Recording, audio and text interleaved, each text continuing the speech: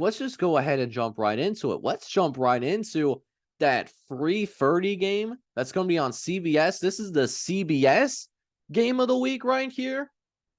And it's one of the more notable rivalries down in the South. It's that third Saturday in October. Tennessee, number 17 ranked Tennessee, is going to go on the road, and they're going to be taking on the Crimson Tide of Alabama.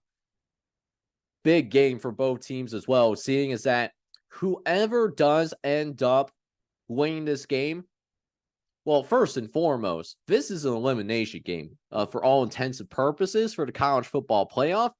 Whoever loses this game is going to need a miracle. And I mean like winning out, somehow finding a way to win your conference, and also just, needing some major chaos happening around the country. Now, Alabama, at least at the SEC conference level, Alabama does have a little bit more wiggle room. If they do end up losing this game, they'll be tied for first place with LSU. They will play LSU in the future. So for Alabama, the goal of going to Atlanta and possibly competing for that SEC championship, it's still going to be alive regardless of whether you win or lose this game. It's just that if Alabama wants to go to the college football playoff, you have to win this game. For Tennessee, at the same time, this is a must-win for conference implications. This is a must-win for college football playoff implications. Tennessee, this is not a game where these two teams are in the same division, so Tennessee is in a different division. Tennessee is trying to chase Georgia. And let's say Tennessee loses this game. Even if Tennessee wins out, they find a way to pull the upset against Georgia, they would need Georgia to lose an additional game if the Tennessee Volunteers want to go to Atlanta. That's a big ask. That's a big ask considering Georgia has not lost more than one game in quite some time. It's been at least a couple of years. It's been a couple of years since anybody has been able to beat Georgia. But not to mention, this is a rivalry game. And we saw how important this rivalry game can be when we finally see a different result than what we've been accustomed to. Alabama has been on a massive winning streak. I think this was a 15-game winning streak that Alabama has had in the third Saturday in October.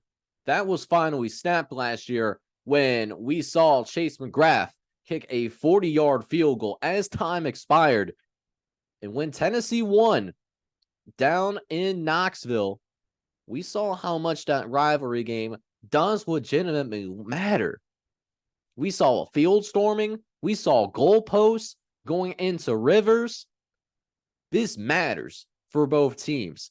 So in terms of Alabama and their home crowd getting up for this game, I could imagine that Alabama's home fans are going to rally behind this Crimson Tide football team for sure, because there is a realistic scenario where Alabama loses. And I'm sure Alabama's fans know this.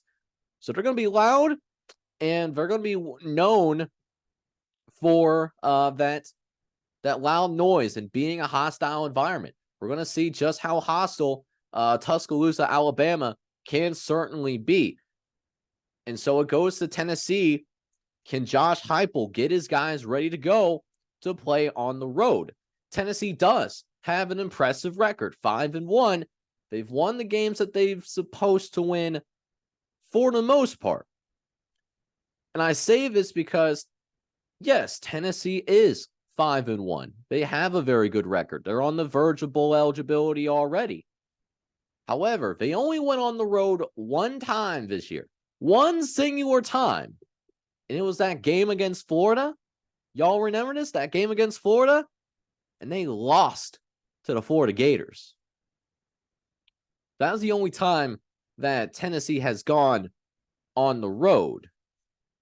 So can Josh Heupel get his guys ready to play outside of confines of Knoxville, Tennessee?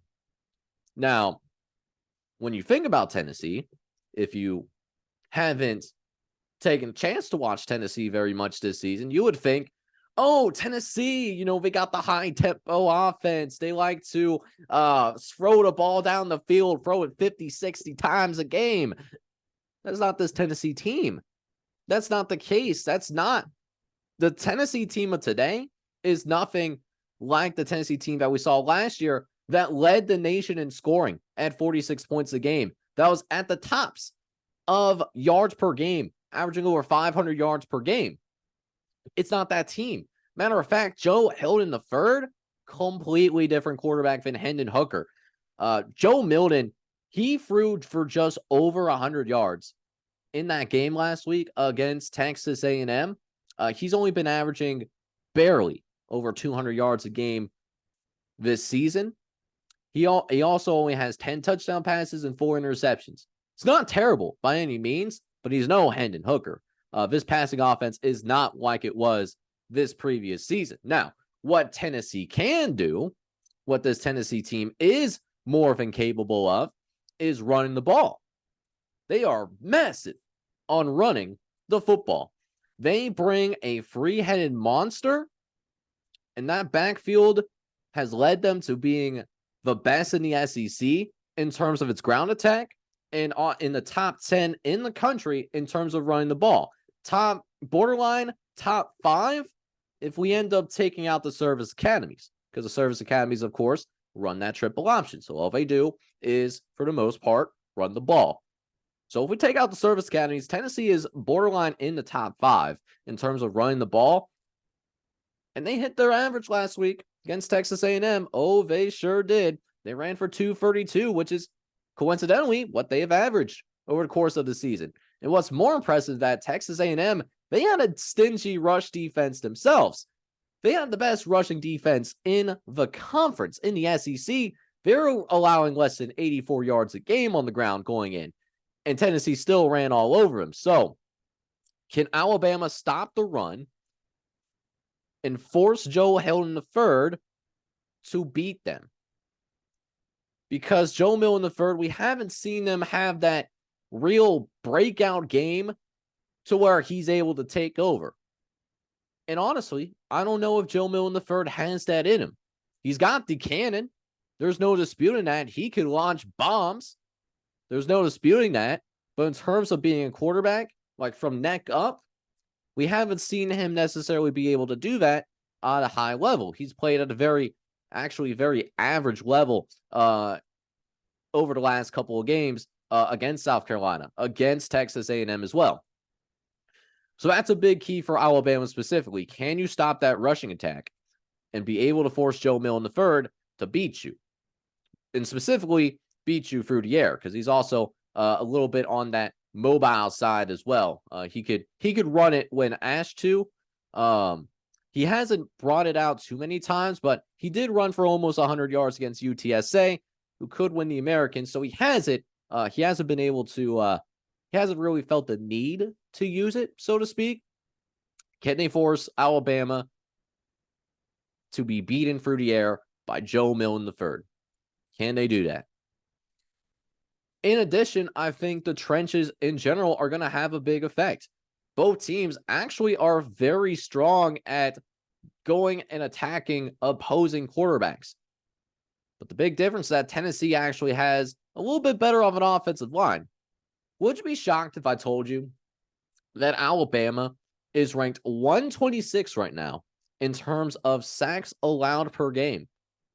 That is a stat that is really disappointing for the amount of talent that Alabama has had.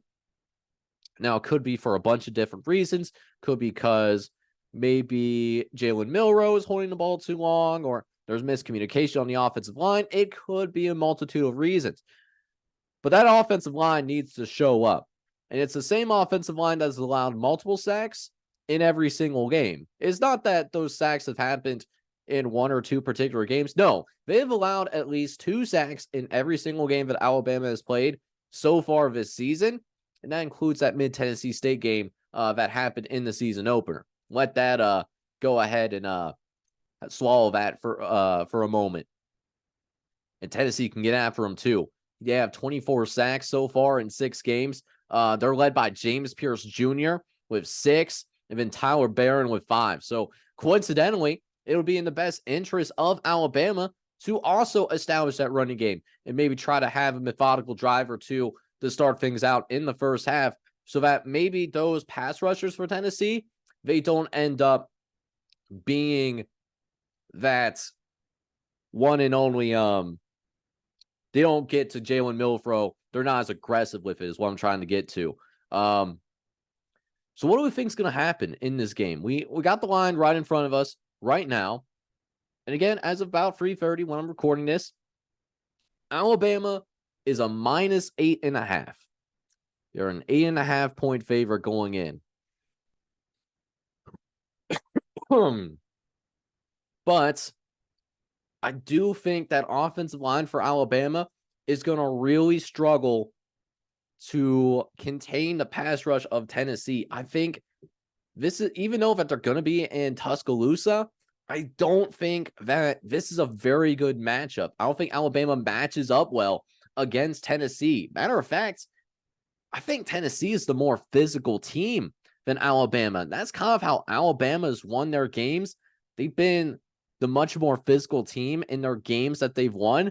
I don't think they can do that against Tennessee. I really don't. And I think the model agrees with me that the model still has Alabama winning this game, but it's to less than a field goal. I think it's down to less than a field goal according to the power rating model. I think it's at 2.5 specifically. I don't have the model right in front of me, but ballpark, I'm expecting the model to be around there. But in terms of who I think actually is going to win this game, I think there's an upset on our hands, ladies and gentlemen.